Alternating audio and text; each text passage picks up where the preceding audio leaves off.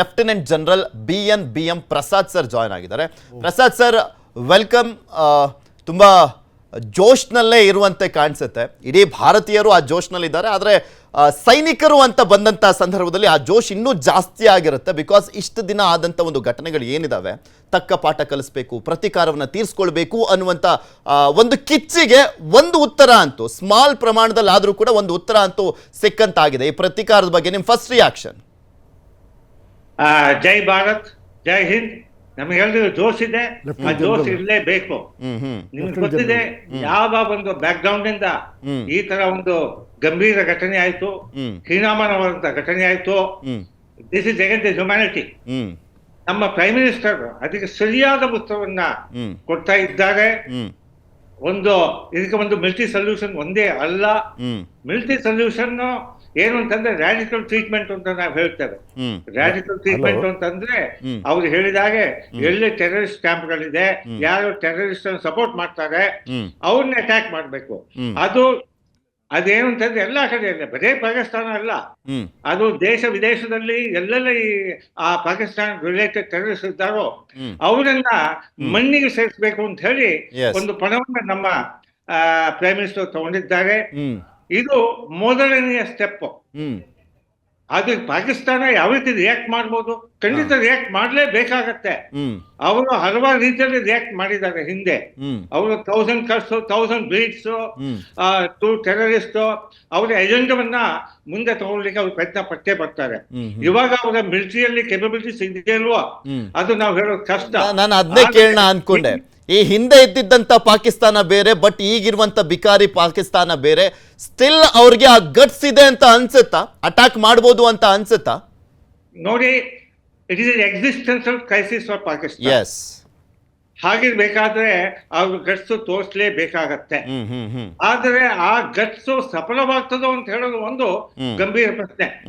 ಅದಕ್ಕೆ ಉತ್ತರ ಕೊಡ್ಲಿಕ್ಕೆ ಸಾಧ್ಯ ಇಲ್ಲ. ನಿಮಗೆ ಗೊತ್ತಿದೆ ಒಂದು ಅಟ್ಯಾಕ್ ಒಂದು ದೇಶವನ್ನ ಯಾವ ರೀತಿ ಪ್ಯಾರಲೈಸ್ ಮಾಡಬಹುದು ಅಂತ ಹೇಳಿ. ಬಾಂಬೆ ಅಟ್ಯಾಕ್ ಆಯ್ತು ನೋಡಿ, ಅದರಿಂದ ನಾವು ವಾಪಸ್ ಬರ್ಬೇಕು ಅಂತ ಆದಾಗ ಎಷ್ಟು ಕಷ್ಟ ಆಯ್ತು. ಅದಕ್ಕೆ ಸರಿಯಾದ ರಿಯಾಕ್ಷನ್ ನಾವು ಕೊಡ್ಲಿಕ್ಕೆ ಸಾಧ್ಯ ಆಗ್ಲಿಲ್ಲ.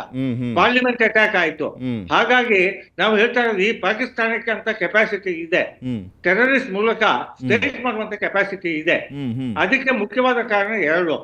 ಒಂದು, ನಮ್ಮ ದೇಶದ ಒಳಗಡೆ ಅವರಿಗೆ ಸಪೋರ್ಟ್ ಮಾಡುವಂತಹ ಒಂದು ಹಿತಶತ್ರುಗಳು.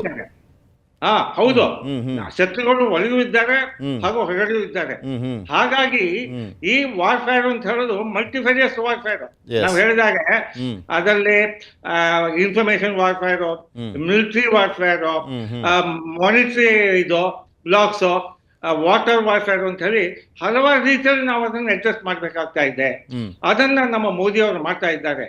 ಸೊ ಪಾಕಿಸ್ತಾನವನ್ನ ನಾವು ಲೈಟ್ ಆಗಿ ತಗೊಳ್ಳೇಬಾರ್ದು. ಅವರಿಗೆ ಕೆಪಾಸಿಟಿ ಇದೆಯಲ್ವೋ ನಮಗೆ ಗೊತ್ತಿಲ್ಲ, ಆದ್ರೆ ಅದು ನಮಗೆ ಮುಂದೆ ಗೊತ್ತಾಗತ್ತೆ.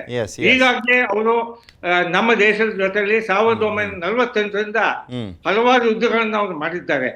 ಅದರ ಪರಿಣಾಮ ನಿಮಗೆ ಗೊತ್ತಿದೆ. ಏನು ಬಾಂಗ್ಲಾದೇಶ್ ಕ್ರಿಯೇಟ್ ಆಯ್ತಾ, ಅವರು ಸೋತ್ಕೊಂಡ್ರು. ಕಾರ್ಗಿಲ್ ಯುದ್ಧದಲ್ಲೂ ಅವರು ಸೋತ್ಕೊಂಡ್ರು. 1965 ವಾರಲ್ಲೂ ಕೂಡ ಸೋತ್ಕೊಂಡ್ರು. ಆದ್ರೂ ಕೂಡ ಅವರು ನಮಗೆ ತೊಂದರೆ ಕೊಡ್ತಾ ಇದ್ದಾರೆ. ಅವರ ಉದ್ದೇಶ ಒಂದೇ, ಅದೇನು ಅಂತಂದ್ರೆ ರಿಲಿಜಿಯಸ್ ಎಕ್ಸ್ಟ್ರೀಮಿಸಮ್. ಆಯ್ತಾ, ಅದೇ ಒಂದು ದೊಡ್ಡ ನಮಗೆ ಒಂದು ಸಮಸ್ಯೆ. ಅದನ್ನ ನಾವು ಯಾವಾಗ ಇರಾಡಿಕೇಟ್ ಮಾಡ್ತೇವೋ ಅವಾಗ ನಾವು ಪಾಕಿಸ್ತಾನದ ಜೊತೆಯಲ್ಲಿ ಒಂದು ಶಾಂತಿಯಿಂದ ಇರಬಹುದು ಅಷ್ಟೇ ವಿನಃ ಇಲ್ಲವಾದ್ರೆ ಅವರ ಪ್ರಯತ್ನವು ಮುಂದೆ ಹೋಗ್ತಾ ಇರತ್ತೆ. ಇದು ನನ್ನ ಅಭಿಪ್ರಾಯ. ಸರ್, ಮಾತನಾಡಿಸ್ತಾ ಹೋಗ್ತೀನಿ. ಒಂದು ಬ್ರೇಕ್ ತಗೊಳ್ಳುವಂತ ಸಮಯ. ತುಂಬಾ ಚೆನ್ನಾಗಿ ಹೇಳ್ತಾ ಇದ್ರು ಸರ್, 3 ಜನನೂ ಕೂಡ ಅಷ್ಟೇ.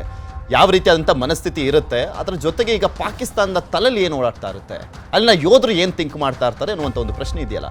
ಈಗಿರುವಂಥ ಪ್ರಶ್ನೆ ಏನಂದರೆ ಎಕ್ಸಿಸ್ಟೆನ್ಸ್ ವಿಚಾರ ಬರುತ್ತೆ ಪಾಕಿಸ್ತಾನಕ್ಕೆ, ಅಲ್ಲಿನ ಮಿಲಿಟರಿಗೆ ಅವ್ರು ಎಷ್ಟು ಪ್ರಸ್ತುತತೆ ಅನ್ನುವಂಥದ್ರ ಬಗ್ಗೆ ಪ್ರಶ್ನೆ ಬರುತ್ತೆ. ಸೊ ಹೀಗಾಗಿ ಫೈಟ್ ಬ್ಯಾಕ್ ಮಾಡ್ಬೋದು ಅಂತ. ಬಿಕಾಸ್ 1948ಇಂದನೂ ಕೂಡ ಪಾಕಿಸ್ತಾನ ಯುದ್ಧಗಳಲ್ಲಿ ಸೋತಿದ್ದರೂ ಕೂಡ ಸುಮ್ಮನಿರಲಿಲ್ಲ. ಅಟ್ಯಾಕ್ ಮಾಡ್ತಾನೆ ಇತ್ತು, ಅಟ್ಯಾಕ್ ಮಾಡಿಸ್ತಾನೆ ಇತ್ತು. ಒಂದು ಅವರಾಗಿರ್ಬೋದು ಅಥವಾ ಉಗ್ರರ ಮುಖಾಂತರ ಆಗಿರ್ಬೋದು. ಸೊ ಹೀಗಾಗಿ ಈ ಬಾರಿನೂ ಕೂಡ ಸುಮ್ಮನಿರೋದಿಲ್ಲ. ಸೊ ಹೀಗಾಗಿ ಒಂದು ದೊಡ್ಡ ಸಂದೇಶವನ್ನ, ಇನ್ನೂ ದೊಡ್ಡ ಸಂದೇಶವನ್ನ ಭಾರತ ಕೊಡಲೇಬೇಕಾದಂಥ ಪರಿಸ್ಥಿತಿ ಇದೆಯಾ, ಅದ್ರ ಬಗ್ಗೆನೂ ಕೂಡ ಮಾತನಾಡೋಣ. ಒಂದು ಬ್ರೇಕ್ ತಗೊಂಡು ಬರ್ತೀನಿ.